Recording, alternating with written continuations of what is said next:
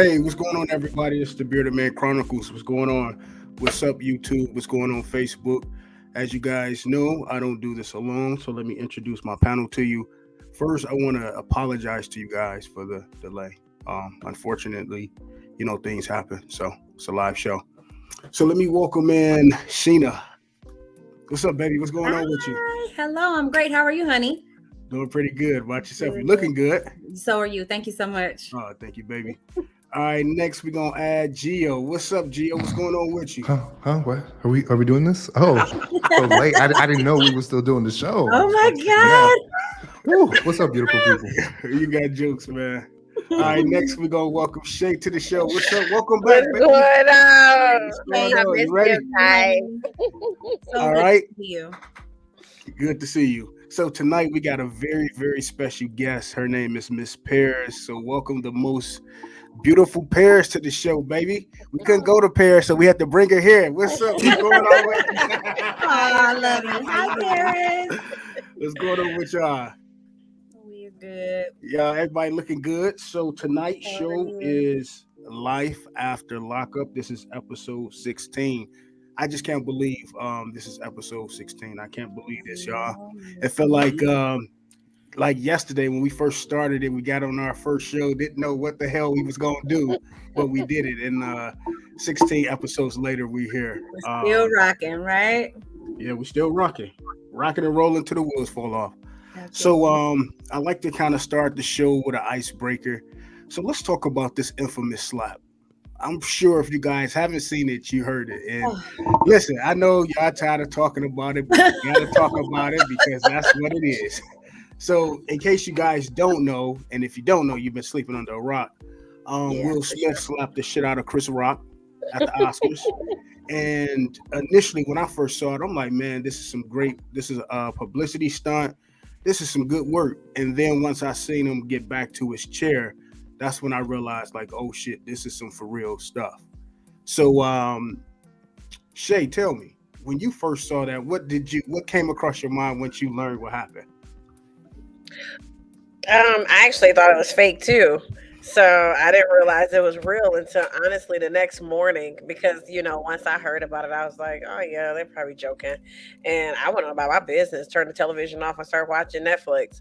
But the next morning, at the end of the day, I don't think it was a good setting to do it at. I don't ever think it's good to put your hands on anybody, first of all. I do believe that it was kind of not as big as it could have been if it had been another race slapping him. I think it would have been a way bigger issue. But I did understand. I realized it wasn't just about her shaving her hair. They explained that it was because G.I. Jane in the movie cheated on her husband with a younger man. And that's where the whole concept of saying, looking for that second G.I. Joe, that joke came in. Yeah, Jane. Whatever. I didn't Now know you that. enlightening me. I had no idea. Yeah, I so had no idea. it really had nothing to do with it has something to do with the shaving of the hair, but the big part of the story was he was insinuating she cheated with Augusta, who is younger than Will. So why And didn't he that's beat? like, I'm sorry.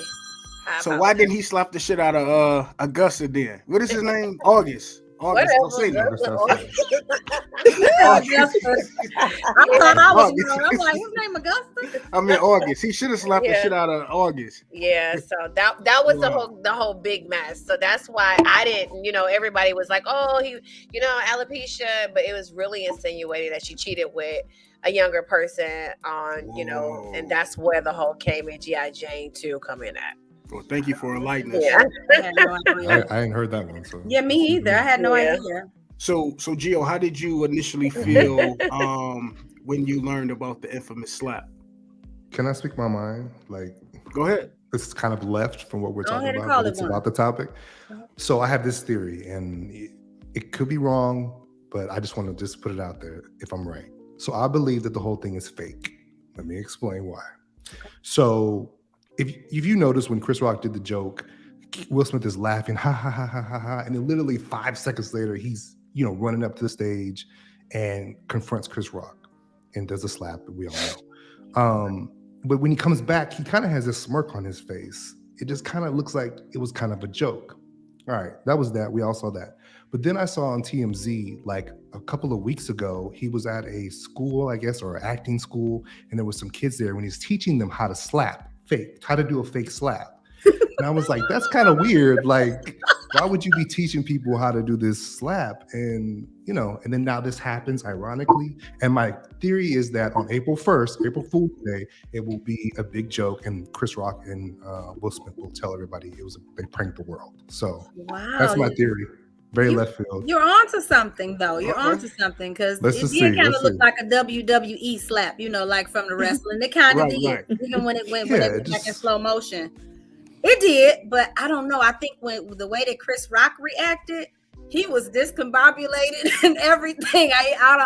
Maybe they told him something was going to happen, but didn't tell him it was going to be that. Right. Will got up there, so you were onto something. He might be like, I'm gonna pretend to hit you, and you actually really hit him. You may be onto something because some people were saying, well, why didn't Jada stop him? It was one of the biggest nights of his life, but it happened so fast. Like I don't think she even may have known what exactly what was going on or what was about to happen. None of us did. I couldn't believe that. Yeah, they're like, why she didn't stop her man?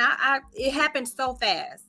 Like literally, I thought he was about to grab the mic and say some cool shit or something. But to slap somebody, I was not expecting that at all. And then the crazy thing, like he had a show where his tickets was like 100, 150. Now they 400 and they sold out for Chris Rock's show. Oh, so yeah, I think you guys might be on to something. We might be, Y'all might be on to something for sure. So Paris, and Will Smith is just too happy about this shit too. He's too happy. Like he's like really just concerned. The world, like half the world hates him, and he's just like, okay, cool. This is how we do. It surprised me because he's so mild. Yeah. And he's an actor. He could pull off the team. Yeah, that's true. Absolutely. Chris Rock is an actor too. They both are. You're right. Yeah. You're right. Yeah. All right, Paris, what you think? I'm sorry. Paris, what you think when you first saw that initial slap?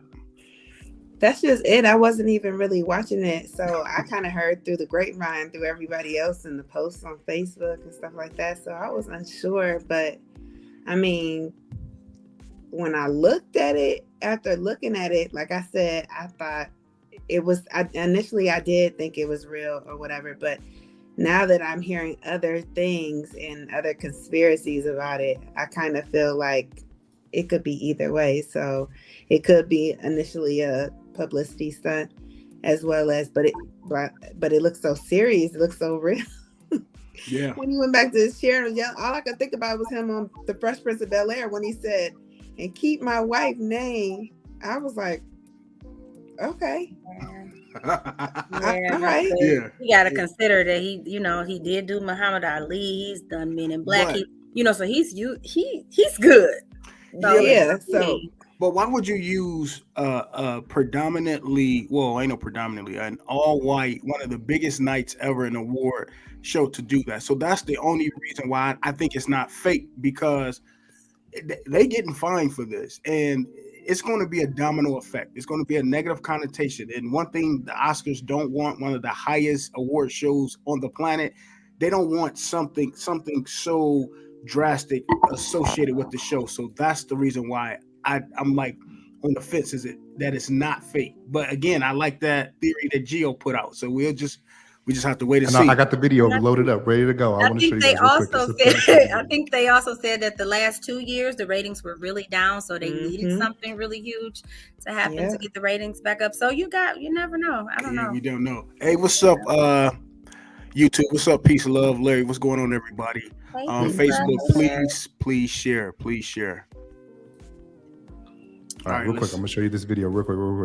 All right. Okay. So this is the video. Can y'all see my screen? No. Maybe not. Not yet. Fuck. Okay, skip it. Sorry.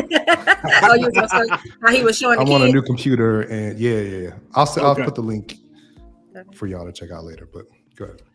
All right, y'all. So in this discussion, we're gonna talk about a plethora of things. Some of the things we're gonna dissect tonight is the voting rights, job, employment, housing issues, education, and dating as it relates to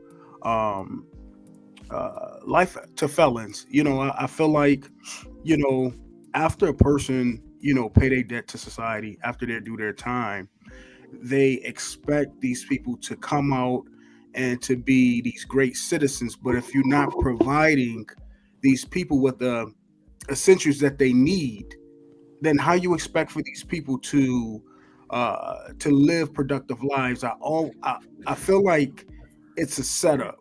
You know what I mean? What people don't understand is that it costs money. They make a lot of money off prisoners. They make a lot of money off prisoners. And again, when Sheena and I worked in the ER, and they would come through the ER, they had the best insurance ever. The best insurance. We used to have to bill. They used to have Blue Cross. So we used to bill the city. So the city and state pays for those prisoners. So we're gonna just dissect certain things in here before we have Paris share her story. Do you want to start your story first, or you kind of want us to go? How you want to do it? You want to go ahead and kind of like totally up to. I mean, it's really up to you guys. If you want to ask me questions or no, let's hear your story. Go ahead and kind of let us know about you and about your story, and we can go there and ask the questions. Okay, well, my name is Paris, and I was residing in Texas when I caught my case. Okay. And it was me and my son's father. We were doing income taxes for individuals who did not work. So we would file their income taxes, of course, and we would give them their money. And once we gave them their money, we would take our cut, of course, out of it, and they would get the rest. So we've done that for, I would say, several years, probably from like 2012 to about 2013. No, I'm lying. About 2010 to about 2014. Yes, like 4 years. And each year I would say, this is it. I'm done. I don't want to do this no more. I just really was, like I didn't feel comfortable at that point. It's one of them things you really honestly got to get in and get out.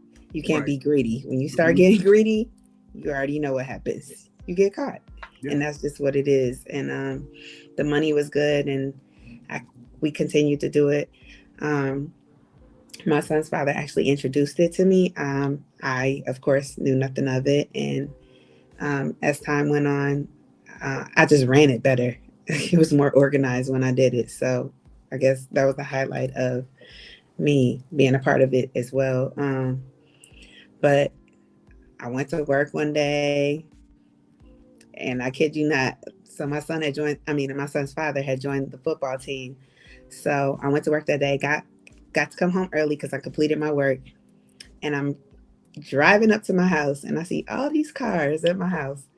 I mean, like blocking my park. They were in my driveway, blocking my driveway. And I was like, is the football team here? I thought it was a party going on in my house. I really did. And I was just like, until I saw those 3 letters on a vest coming out of my house. FBI, huh? FBI. Wow. And I'm telling you, it was like the moment of truth for me. I promise you, I don't think I've ever felt my pedal go to that. Like, I literally made my pedal touch the ground. I scurried so fast past my house. And I went around and down to a friend's house or whatever. And I just had to gather myself because I was just like in shock. Like, did I really just see that? I can't believe I just saw that. So I called my son's father or whatever and told him he was at work. And it's kind of crazy because we had other people involved and stuff like that. So how they work is when they come for whoever, it's a group of y'all, they hit all y'all at the same time. There's no trying to tell the next person, or they come with a group and they all hit y'all at the same time. So it's no get one person getting away and going to the next to warn the next. No, it was all the same. So everybody, they was hitting up at the same time, which we had other people involved as well. So, but I got to my son's father because he worked at a warehouse at the time. So there was no getting to him as quickly as they probably wanted to. So he was able to leave work before they, I think, initially got to his job or whatever. And we end up, so fast forward, we got sentenced. I I got sentenced to 3 years. He got sentenced to 4.5 years. It's unfortunate because we wanted to try to see if, we have kids. So I had twins, but one of my twins passed away. So I just had my one son, and then he has another son. So we were trying not to, and we didn't have no family in Texas. So we were trying not to go at the same time. But I guess our money doesn't reach the same like everyone else's who's in the celebrity world to be able to do that.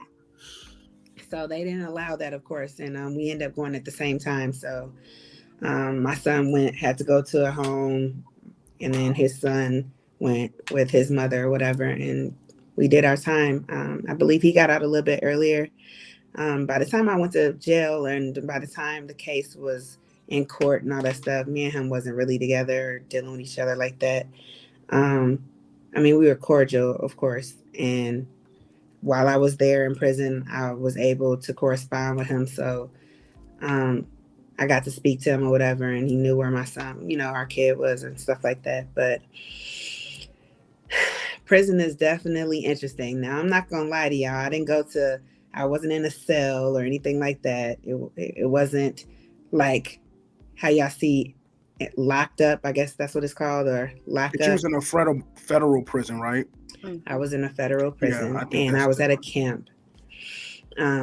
And I happened to be at the same camp that Lauryn Hill went to. I happened to be at the same camp that Teresa Giudice went to. I was actually there with her. I happened to be at the same camp that Orange is the New Black was made at. So I actually chose where I wanted to go. So I chose to go to Danbury, and that's where I spent. I didn't do the whole 3 years. I got released after about close to 26 months. So I did a little over 2 years. I was there from 15 to 17. Okay. I'm sorry, what'd you say? For good behavior, you got out early? I won't call it good behavior. Well, I guess you could say to a degree, but they give you times like for the halfway house and stuff like that. So that kind of, takes time off. The difference between Fed and state, I have never went to a state, but what I hear is obviously Feds, you got to do about 85% of your time. The state, you more so, I think it's almost like you do almost half of your time. You don't really do the whole time. I would say they say the conditions are better in the Feds. You get treated better. Like I was telling you yesterday, we was having parties. You would not believe the type of parties. I'm talking about parties that look like it was a wedding. That's what type of parties we was having there. Barbecues. I literally, if I wanted to walk off the camp, I could have walked off the camp. Obviously I wouldn't suggest nobody do anything like that, but you definitely were welcome to walk off. You would get your extra 5 years. So I don't think it was worth it, but the security wasn't like I could go outside in the middle of the night if I wanted to, just to get some fresh air, which sure. Okay. Yeah, you can't do that everywhere. So being in prison, it makes you appreciate a lot of things that we take for granted in the real world. Like something as simple as ice cubes. We didn't have air conditioning or central air there. So it was extremely hot in those dorms, and girls would be fighting over ice just to get in the kitchen. The ice machine would break several times a week just because it couldn't properly produce. It has to produce a certain amount of ice to stay above a certain line. We never allowed it to do that because every man in there for themselves, the politics in prison is, you wouldn't even believe it. Like the jobs in prison, to have certain jobs, the pay is ridiculous. It's not even worth you working, honestly. But I did have to, I didn't get family support like that. So I had to do things, to support myself. So I ended up learning how to crochet in there, and I would literally crochet, I guess you could call them Converses, the Converses that we wear, All-Star Converses. I would crochet those just to survive in there. And that's how I was able to get commissary money and stuff like that. So I would literally sell those. People would come to me and buy them as gifts for their kids or their loved ones and things like that. And I would sell them. And that's how I would be able to eat besides the, cafeteria food, because nobody wants the cafeteria food. It's nothing but carbs on top of carbs. Wow. Okay. So. Wow. Well, first, thank you for sharing your story, and also my condolences to you losing your child. Thank you. Yeah. So you have it. So you have a felony, or is it like expunged, or how do that work? So I definitely have a felony. Mm-hmm.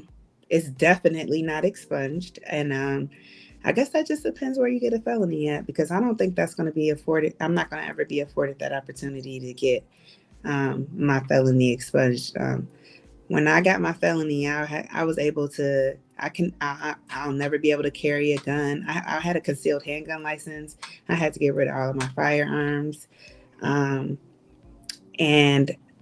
of course, as far as I know, I'll never be able to buy a firearm again, or even be in the possession of one, or even really want to be around one, because it's just that simple. With the way the government is and how crooked things is, you could turn around and say it's mine. It could be someone who's legitimately it belonged to in the car that I'm in, but because I'm the felon, I could be the one that's singled out and you say it's mine. So I don't even want to put myself in a situation like that. But yes, I do have a felony, and I don't believe I can get it expunged. I got mine out of Texas. I was charged with a white collar crime, and I don't think that is afforded to me. Wow. So let me ask you this: once you actually got out of prison, was it hard for you to get back into the work world, or trying to do things? Talk about like employment. How like far as getting jobs, how have that been for you? So for me, I'm gonna be honest with you. I'm not one to wait for handouts or anyone to tell me which way to go. I've always had to figure it out on my own. So that's all I know. So for me, it was easy to get out and just go. I was never gonna give up or stop what I was doing. So while I was in prison, I actually got certified as a paralegal. I went to school while I was there. I did that because I really didn't know what the workforce was looking like when I got out. I was afraid that I had an X against my name. So I was like, I gotta be able to come with something when I get out. I already had a CDL when I went in prison, so I knew I could always use that to fall back on. I have my Class A license, so I could drive tractor trailers as well. Oh wow. I'm also 100% disabled veteran, so that was like that was a plus for me, because that right there is why I believe that really helped me. I'll just say it kept me above water, because I always had an income. So when I got out, no matter what, however long it took me, I could start back having an income. So I was grateful for that. My time in the military, because I did serve in the military, I was grateful to have that, because that assisted me. But I do believe, and in addition to that, I chose to come to Maryland. I live in Baltimore, Maryland, but I chose to come to Maryland versus going back to Texas, because I really didn't think I had a standing chance in Texas going back to that state in particular with a felon. Like, they love their veterans, but they don't love felons. Whereas in Baltimore or in Maryland, I realized it's a felony-friendly state, and I ended up getting a job working I worked for the state. I actually finished my employment with working with the state in February. Congratulations. Yeah. I started out as a shuttle driver, and I got promoted to a supervisor. So, and believe it or not, I also work for Johns Hopkins Health System. So wow, that's one of the best top health systems in the U.S. And I'm so grateful. And Hopkins, if you would like to put that out there, if you will, is definitely a felony friendly corporation, and they are very forgiving. They'll hire a felon really with no problem. That's really something that's very good to know. Yeah, that is, because give a second chance. Exactly, because by them being like such a prestigious healthcare entity, I would have assumed that they would not have been. So that's good news that they are a felony friendly organization. So you kind of bounce back rather smoothly, I should say. I really did, because of all of your accomplishments that you have accomplished and everything. And I wanted to have this conversation because so many people isn't that lucky. You know what I mean? Mm-hmm. Some people they go to prison, they pay their debt to society, and they struggling. It's like almost a setup for them to go back because they may not have either the education behind them. They may not have the extra income, family support, etc. So one of the questions that I want to propose to the panel is, should people who have completed felony sentences be allowed to vote, and why? So I kind of want to start with you, Paris, because that's probably something you wouldn't have that opportunity to do. How did that make you feel knowing that you paid your debt to society, but you still can't vote? It really is a slap in the face. And even with applying for jobs and getting turned away because of your background, because there are some, entities that will do that. They'll say that you just weren't qualified for the position, but really it had to do with your background check coming back and it not meeting their standards. I hate that people even have to go through that because it's just like, it's almost like you're forever under like a black cloud. You can't seem to shake it or whatever. And you'll never be like, nothing that you ever do is considered good enough. And it's really ironic that you asked that because I always get asked to register to vote. I always get, and I'm gonna be honest, I haven't voted since I've been out, but I always get asked to register to vote. I get a voter's card, but I really wonder if I actually tried to go vote, will my vote even count? Because you have some states that say you can and some states that say you cannot. So I'm really unsure about that. Like, it makes me wonder because I don't know. I really don't. Wow. Wow. What's up, everyone in the comments? What's up, Carl? What's up, Real Mama? Peace, Larry. What's going on? Hey, Carl. Welcome to Carl. I never saw that name. Hi, Carl. Welcome. If your crimes, you're back in society and paying taxes, you should be able. I agree with you, brother. I most definitely agree with you. I'm just sitting here, and it's something how the atmosphere work, right? Mm-hmm. So I was literally going back and forth, like, what should we talk about? What should we talk about? And ironically, I chose this topic, and here it is. We have somebody like you who went through something and was able to overcome it. And it's powerful to see that you did overcome that. And you are a living and walking testimony, and I think, even though you have everything that you have going on, I think also your calling is also talking about it, empowering people, breaking some of these boundaries and these laws that's preventing people with backgrounds to not be able to do something. I think you really should get in that because, for one, you speak so eloquently and you able to explain it where people can understand and stuff like that, and where people can relate. So I think you should get into that. I think you should get into trying to figure out maybe like a nonprofit, because you really have a testimony going on. Thank you. Yeah. This is just ironic. Like, I didn't know you so happen to just be here with Sheena, and this is the day we're doing the show, and it just the atmosphere just aligned. Yeah. Let me say this because she's not going to say it. Mm-hmm. She has definitely been one of those that beat the odds. She has her bachelor's. She's working on her master's. Oh, shit. Yeah. She came out and was not playing no games. I'm really, really proud of her. I'm so glad we crossed paths. We met each other from international traveling. So you guys met, and because she always everywhere. Where did you guys meet? We were Aruba. Yeah. Nice. Nice. But yeah, she's awesome, and she deserves everything that she gets. She works really hard. So I'm really glad we crossed paths. It's been an amazing journey. Wow. So, yeah. she just mentioned that about schooling. Let me ask you that because I know currently fellows aren't allowed like federal funding such as financial aid, stuff like that. Yes, How are you? Oh, you said they That's can't? not true. yes, Oh, really? yeah. That's not true.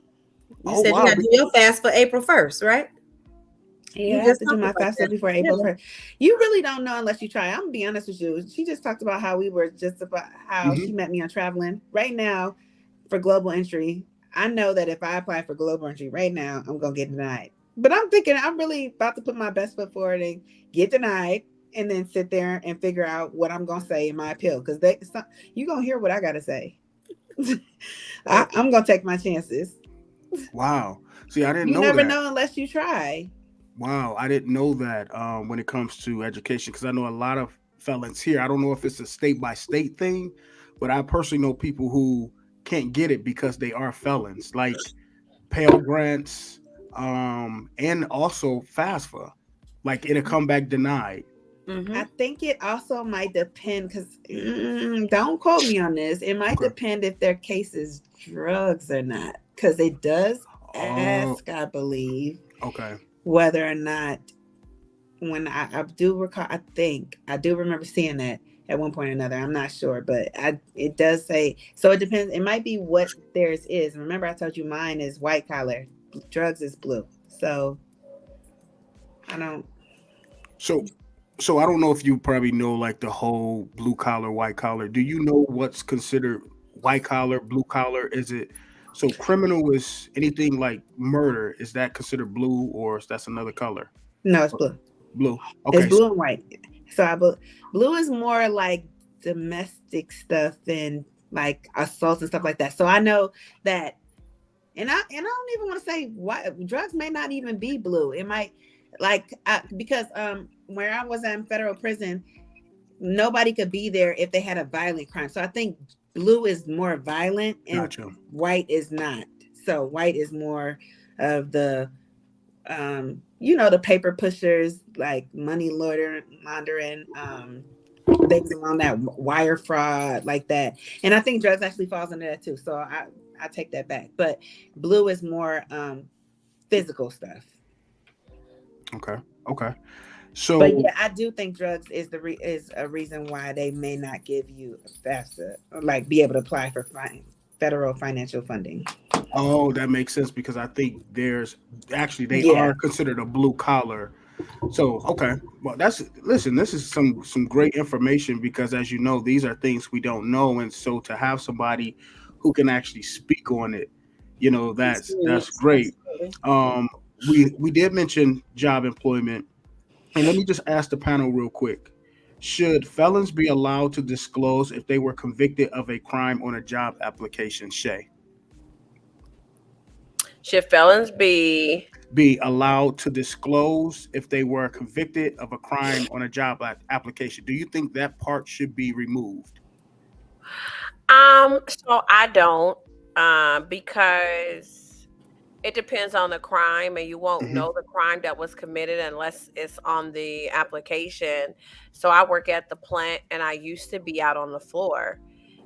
They were a criminal friendly environment, but we had people in there who were rapists. I don't want to work next to a rapist, but I wouldn't mind working next to a person who did whatever it was you did. I wouldn't care about that.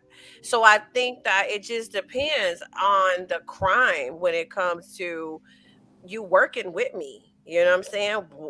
I don't know the difference between white collar, blue collar. It's my first time ever hearing about it. So, Hmm.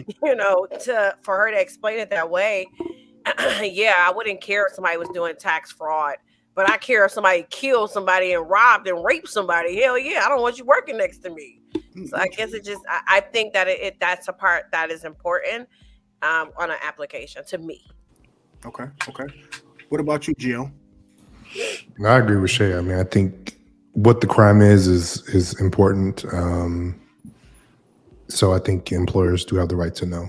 If you embezzled money or did whatever, I mean, you might not be able to work at the bank, like they need to know this information. And with Shay's point, if you are a murderer, rapist, whatever, I want to know that my employees are safe. I don't want to deal with no case. So, okay, you know, Sheena. Well, as a employee of risk management and cybersecurity, that's really something that companies are supposed to do, a background check, whether they ask the question on an application or not. They are supposed to pull your background to find out exactly what you have on it for the last 10 years, 7 to 10 years. So, yeah, I think it's definitely important, and it depends on the job, but it definitely is something that should be done. You should know what kind of employees that you're hiring. And not to say that all people that are rapists have been charged for it and it's in their background, but at least you do have to do your due diligence. Okay. Yeah. Paris, let me ask you that. How do you feel about that whole question on the application? What's your perspective on that? Well, first off, I don't even think that's a question on the application anymore, to be honest with you guys. We just talked about this last night, didn't we? Yeah, yes, we did. Yeah. I don't think that's a question on the application anymore, and I think I know because I've been filling out job applications. Well, I remember just recently filling out a job like on LinkedIn, and it asked you, have you ever been? Yeah, it did. If you've been a part of a felony, and explain if you have and stuff. So I guess some corporations still have that.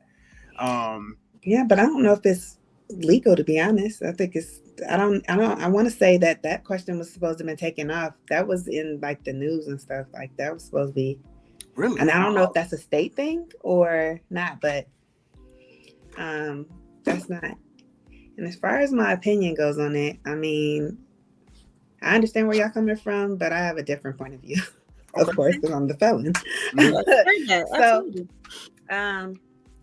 So in my opinion, whatever job you apply for, I don't necessarily feel like it needs to be on the application. If they have, the whole reason why we're running this panel is, are we forgiving these people? Did they do their debt to the society? Or are we going to keep holding it over their head? So, right.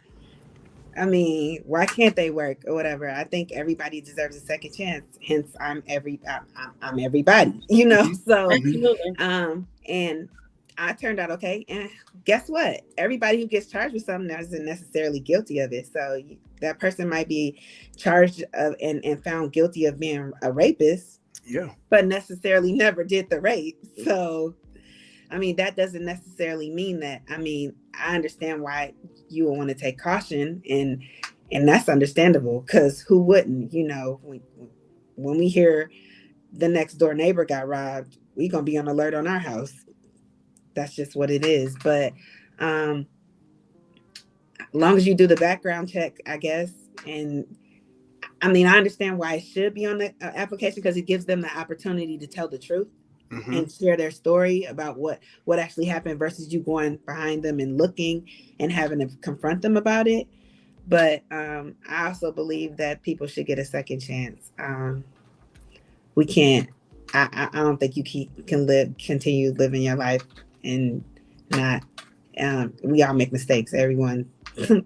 But I'm not even opposed to that. If you pull my background and you ask me why I went to jail and I explain that to you, maybe they should go through a process where they can make a decision at that point to, approve you for the position or not. You know what I'm saying? Because like I say that because when I applied for a mortgage company, I had something really small on there, a collection for like $296. They wanted to know why it was on there and what was I going to do to rectify it. You know what I mean? So you're right. It's fair that they give you a chance to explain yourself. I think that may be something that they should consider.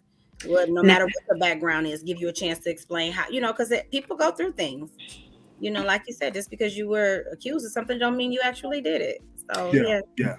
I think they just don't want to waste the time to get you in the office for an interview and then ask you that question, and then of course it's the weeding out process. But I think it's some good people that went to jail before that can be a good, be a good to your company. So. And it doesn't mean just because you have a felony that you're not a good person. It just you got caught up in a situation. And I can honestly say, before this conversation, if you would have asked me, should felons have to disclose the information, I would have said yes.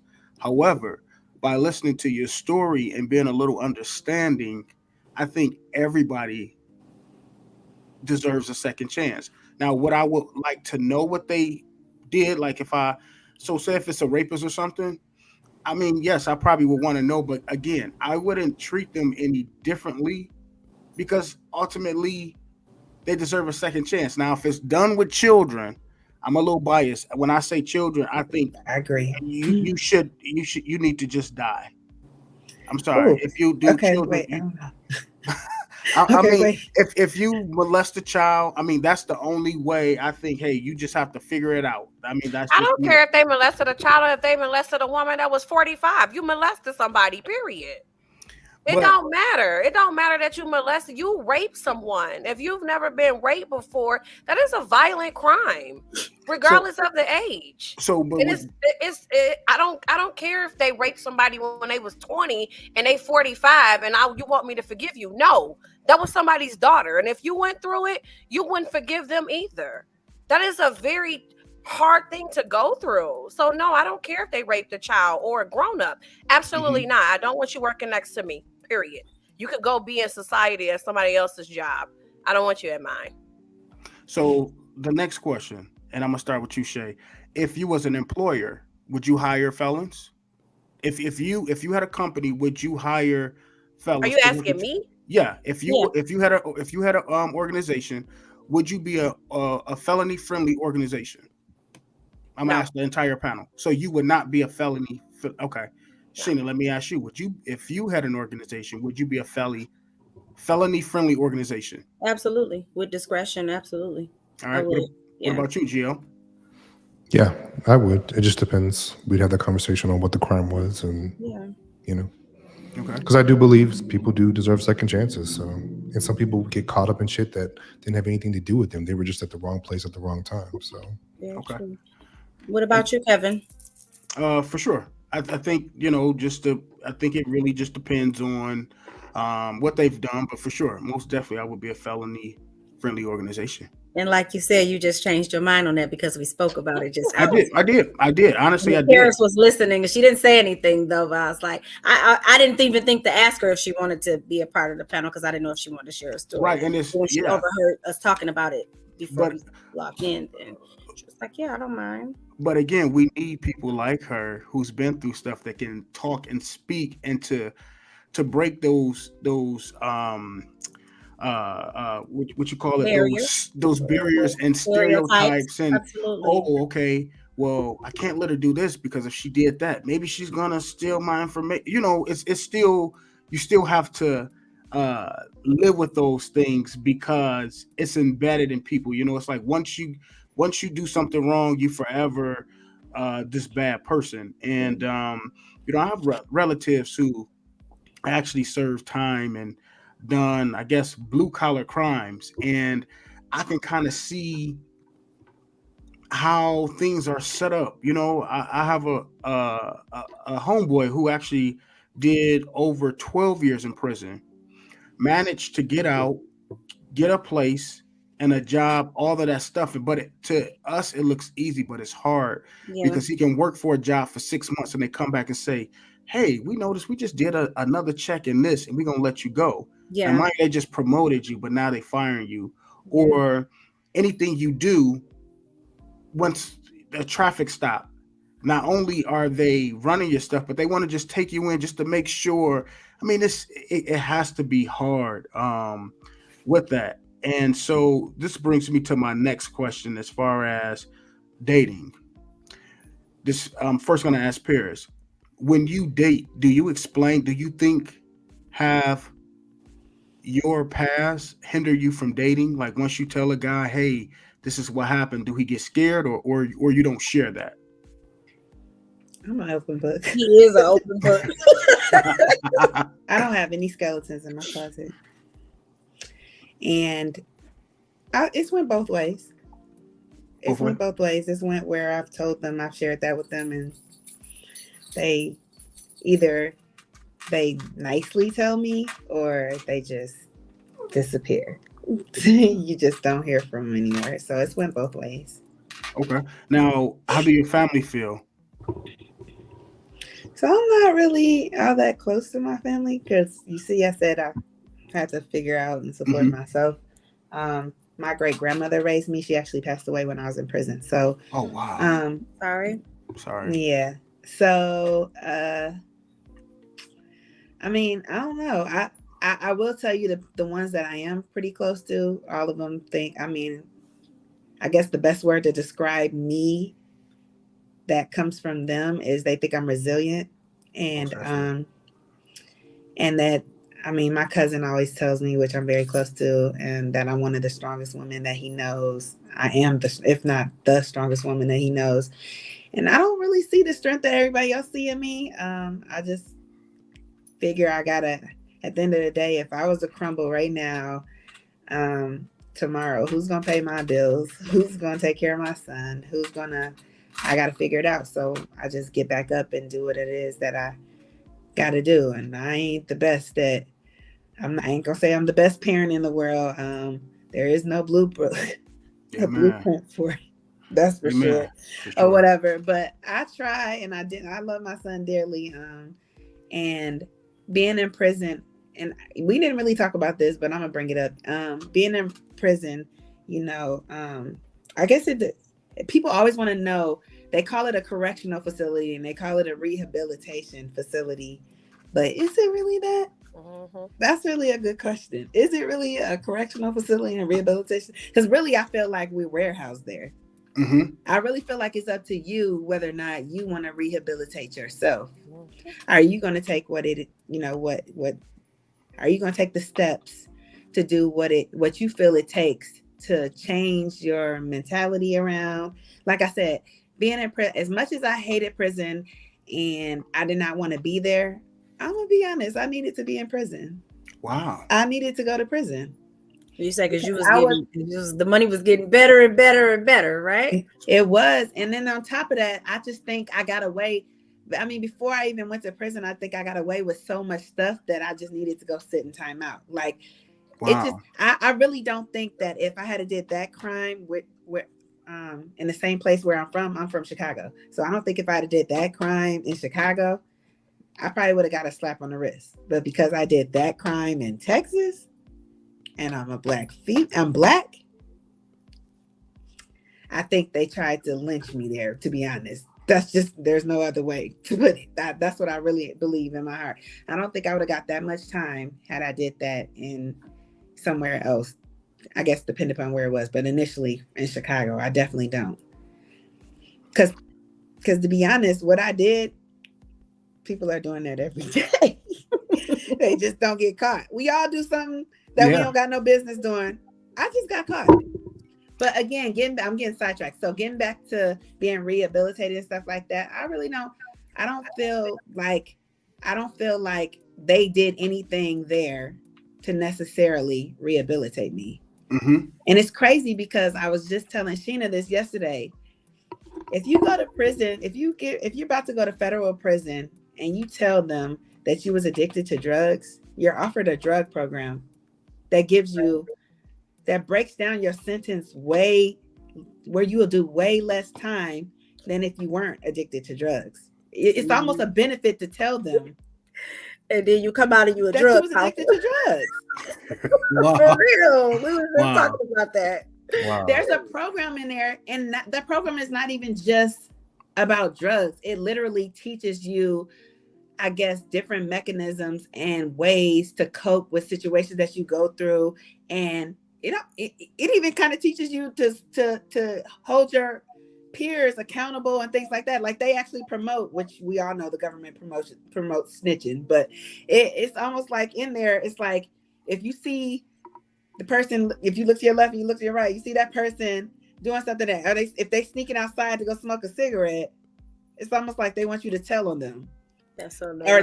Or for them to have the integrity the next time you have group to tell them that's what you did. Right. And you know you wasn't supposed to be doing it. Divide and conquer. Absolutely. Wow. So, but again, like for me, I literally had to, I would say, rehabilitate myself. Like I said, I was in there and just being able to have a piece of cake, a green pepper and onion. We talked about this. Like nobody really appreciates that. Hot water, a microwave. You know how long the line used to be for a microwave? All you want to do is warm up a Hot Pocket or something. You want to warm up some, like things like that. People will hold it for their friends and stuff like that. It's all about who you know in there, all of that. Like certain jobs to have, to get certain treats and things like that. it was crazy, the politics in there, literally. Like, going to prison, I could do it again. Mentally, it was overbearing. It's the physical aspect of it. It was nothing. I went in prison and I was like 230 pounds, and I came out, I was 185. I worked out and stuff. I wasn't like I just was stressing and lost weight, but I feel like I rehabilitated myself and changed my way of thinking. And when I came out, said, this is what I want to do. When I was in prison, I said I wanted to complete hair school because I wanted to have that under my belt. When I got out, went to Paul Mitchell, graduated, got my license. That's the first thing I did. I have so many things that I can fall back on. It's unbelievable. So you're the true definition of every woman, huh? Because you I would say so.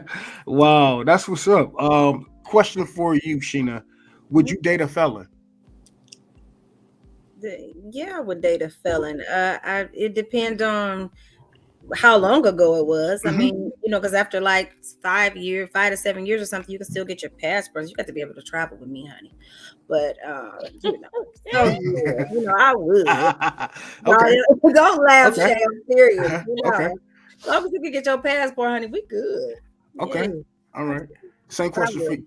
Okay, that's what's up. Same question for you, Shay. Would you date a felon? Depends. I mean, it depends. I had a bad experience. My ex-girlfriend's cousin, and I'm pretty sure everyone who lives in Michigan heard of him. He spent 17 years in jail for killing his wife and his unborn child. He got out, and I told my girlfriend when he got out that they should never let his ass out because he was a murderer, and all he was going to do was get out and do it again. Unfortunately, about 4 years ago, he killed his wife, 3 children, execution style, 17, 16, and their 2 twins in a car with carbon monoxide. That was the guy on the west side in Dearborn.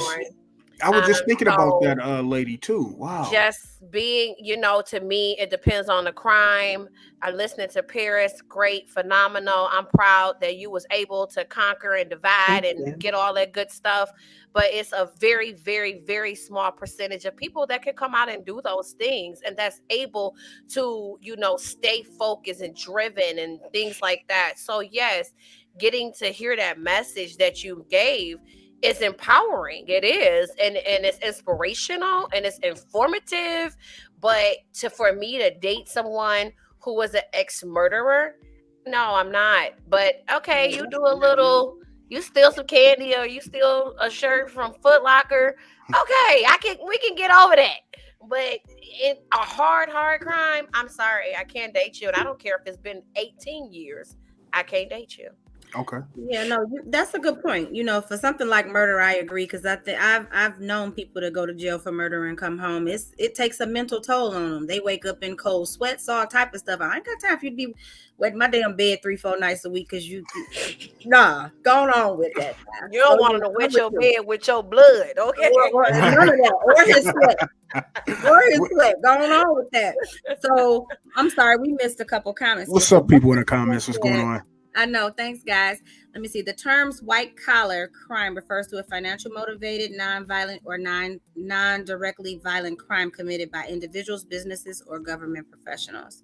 Carl said, cut their nuts off. I guess about the molesters or rapists. And Larry says, so true. Hey, Michelle. Michelle said, hey, y'all. What's up, Michelle? Are you at the point where you could date someone doing what you do? Doing what you were doing and help them change their ways? Wow, that's a good question, Michelle. So before we get into that question, Gio, could you date a felon? I thought I was gonna get by this one. Never. I mean, we could do a little Saltgrass Perry Steakhouse date. No, what's wrong with that? But no, seriously, it depends on the crime, honestly, because obviously that affects a lot of things in a person's life, and just I don't know, just depends on how they handled it, how traumatic was it for them, how has it affected their willingness to try to go forward and still do something productive with themselves. So if he's out there doing what he needs to do and grinding and got things working for him, sure, why not? Right. You know what I'm saying? He's something like a Paris, you know what I'm saying? Right. Yeah, of course. Yeah, making shit happen. Absolutely. Yeah. Okay. Mocha's Den said, I married a felon and it didn't work. I can necessarily say it was because I can't necessarily say that it was because he was a felon, but he definitely lacked the ambition. Yeah. I'm with you, Mocha. Gotta have a drive. What about you, Kev? Your turn. I would say yeah, most definitely. I need you to tell the truth and speak in the mic. I am. You can't. You got to be born in. So right. I think again, if it's not, so I'm gonna be honest, and I'm be 100% honest. If the person have first, it depends on what they did. I'm gonna be honest. If the person have the drive that Paris have, I can do it. However, would I initially be nervous? Hey, just say if they wrote checks, right? In the back of my mind, I'm like, will they take my information? I'm gonna just be honest, like that would be in the back of my mind. However, again, that would be contradictory if I say like, hey, I forgive you, you need a second chance. But I really just think if they had her ambition and it wasn't like, again, it depends on the crime, then yeah, I can do it. I got a question for Paris. Okay. Do you work so hard because you have a felony, or was you that hard of a worker before you got the felony? Great question. I think I was that hard of a worker before I got the felony. Okay. I was, but I felt like when I came out that I was gonna have to be extra to hold my ground. I'm not gonna lie. I'm not surprised that people who are convicts and they come out and they end up being repeat offenders. I get why that could happen, because if you come out, I like I told y'all, I was just blessed enough to be a disabled veteran, so that's literally what held me together for so long. Because I also stay in the DMV area, and the cost of living up there is totally different from in Texas. If you understand what I'm saying. So I think that really helped carry me through. When I got out though, I went and found me a job working. I was working for a private company, doing like hosting weddings, drive transportation for weddings and different things like that. So taking kids to school and stuff like that. Then I ended up in November. I got out in August of 2017. I couldn't leave the halfway house. I had to go to the halfway house. I couldn't leave the halfway house and find a job until I think I started my job like the end of September. So it took me about a month. And then in November, I found that job. So I was working both jobs. That state job, I started at the bottom as a shuttle driver. And after a year, I got promoted to supervisor. And then I stayed there for 4 years. And then I've been working at Hopkins for the last year. But I don't believe that when you get out, that we get the type of assistance that everybody think. All these programs that they say, oh, there's a program out there for you and all that. There are probably programs out there for you, but they're not just like basically not available. Exactly. You can't, they just not handed to you. They don't get, you literally gotta be someone who's well-driven, ambitious and stuff like that. So if you're not, that it's not going to be just right there waiting for you. Like the halfway house don't instruct you on how to do it. And all that. It's not like that. And being connected with people, correct. You got to figure that out. Really. Are you living here now? Huh? Are you living here now? When you say here, like where? Like in Michigan? Oh, no. I stay in Baltimore. Oh, you just visited. Yeah. You just visited. Yeah. Okay. I had a question for Paris real quick. What happened to your child's father? Like he kind of got, indicted for the same things. How has his situation turned out for him? So he was working at a family-owned business before he went to prison, and when he got out, he just went back to it. So, nice. He did his time in Texas, and got out and stayed in Texas. I mean, he's from Chicago too, but he didn't want to go back to Chicago. I mean, literally, I'm not gonna lie. When you leave Chicago, and you go to the South, you ain't. We love visiting Chicago. Y'all have the greatest places to eat and visit. Yeah, I do too. But I don't want to live there. I don't ever want to live there again. I mean, the only reason people really, I would say, go back to really for real live is because they're family. Like if they got so much family there, It's like they don't want to be that far away from their family, something like that. But again, I'm not one of those people because I'm not that close to my family. So you literally could pick me up and put me anywhere and I'll be okay. I started a business, so and my business is doing pretty well and very well, absolutely, in the DMV area. So now I really don't want to stay in the DMV area, but now it's got me wondering, should I stay because of how good my business was doing? Wow, good for you. So would you date somebody who also have a felony? What if they have a blue crime felony? By you having a felony, would you be a little more understanding, or no? Or you still like, hey? No, I would. I definitely would. I mean, I kind of think that would be the pot calling the kettle black if I sat up here and be like, I mean, don't get me wrong. There's nothing wrong with having standards and all that. For sure. I hate to say this, maybe I wouldn't be in a situation had I had a little bit more higher standards. Who knows? But you know, that's true. That's fair. But I think it's fair for you to say if you don't want to date somebody who got, like, I don't want to date somebody who got kids, but I got a kid. And people always thought that I was crazy for saying that. But I meant what I said. Like, if you have a baby or like a kid that ain't grown, I'm not dating you, period. And I got a kid.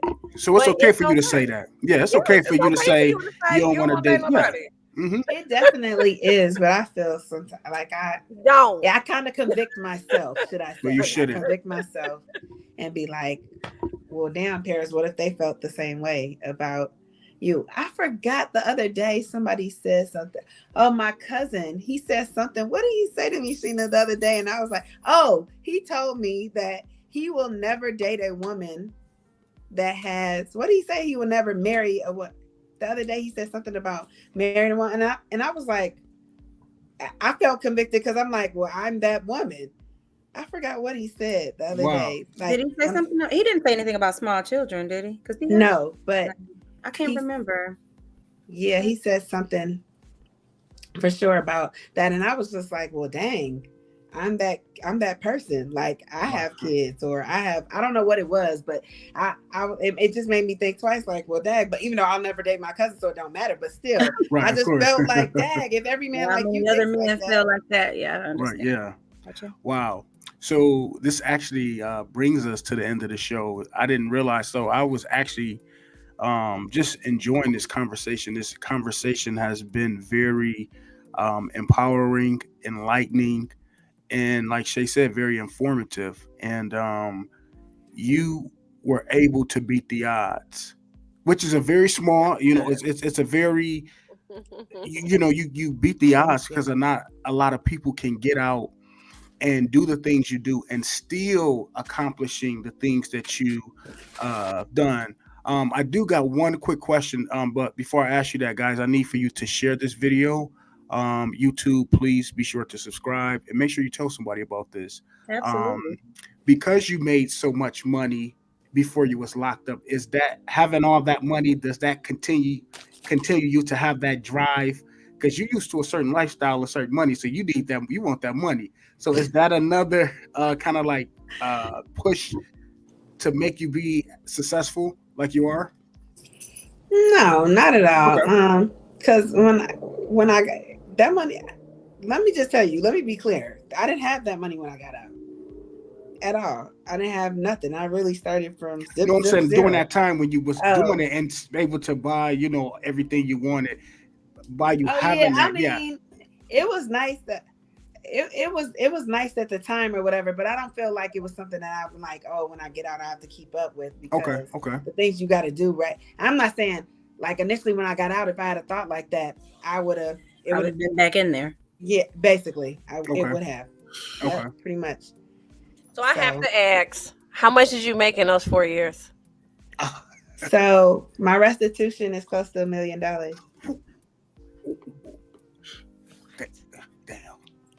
Yeah. Okay. My restitution is close to $1 million. Well, I'm in the wrong business. I'm gonna start doing income tax. You don't want to, man. It's not. It's when I think back, it's not worth it. Shit. You got to pay all that money back. Not worth it. So it's not worth it. I got to pay the money back that I didn't even. Right.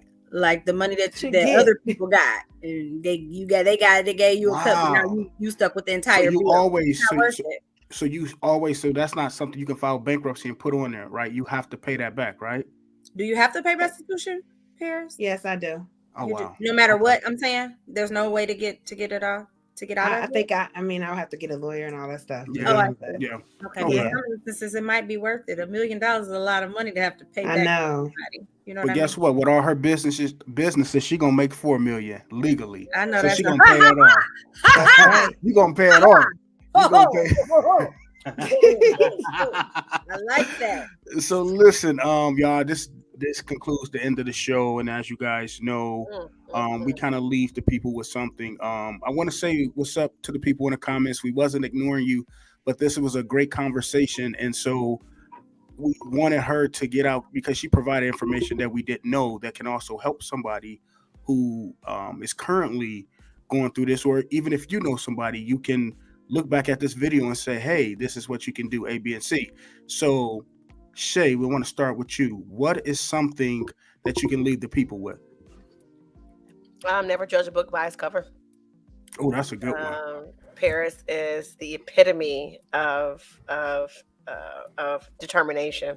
Yes, and it was a very good. Even though I said I would never employ a felon, I guess you can never say never, because sometimes some people can come across your life and completely give you a different perspective and change your whole way of thinking. So thank you, Shay. Yes. You're welcome. Sheena, what can you leave the people with? Oh, definitely. Never to judge people based on, not even to judge people based on their past. You have to give people chance to I don't know, regain your trust, or I don't know the verbiage to use, but everybody deserves to be treated like an individual, not for the things that they've done, but for the characteristics that they portray now, or just kind of, just allow people to make mistakes. Everybody make mistakes. Allow room for correction and room for elevation. Yeah. Wow. Love, you never know. You never know how you could block your blessings when you decide to say what you're not gonna do, and you weed people out based on how you feel, versus based on what's being displayed in front of you. So, amen. What about Gio? Gio? I just first want to thank Paris for coming on the show and sharing our story with us. You don't hear very many stories like yours, so I appreciate you and your willingness to be open and honest and very candid about your experience. It was very enlightening for me. So I appreciate that. And I guess my message would be, to never lose hope, and to never give up. That's what your story kind of says to me. I feel like if I had been in the situation and the feds was knocking at my door, my life is over. Like, I'm ready to end this shit. Like, I don't know if I would have been mentally strong enough to say, okay, there's still life after this, at least at that point. So I admire your courage and strength for continuing to press forward with your goals and dreams and not letting that be the end of your story. So, thank you. Yeah. You guys have no idea. She is awesome. Paris, what can you leave the people with? Just a little nugget. You just dropped a lot of nuggets, but what? Man, I Shay took the words out of my mouth. That's exactly what I said. Don't judge a book by its cover. You never know who you might be talking to. I definitely believe that it's not about what you know, it's who you know. So you never know who you talking to, where you could go. Never thought I would meet up with Sheena. If she told you how we met up, y'all chuckle. You guys would trip out. Absolutely. Wow. Because she was bold enough to speak to me. So and she was looking so mean. I was like, we the only two Black people on this boat and we by ourselves. I walked over to her. I'm like, and I am so indebted to her for that.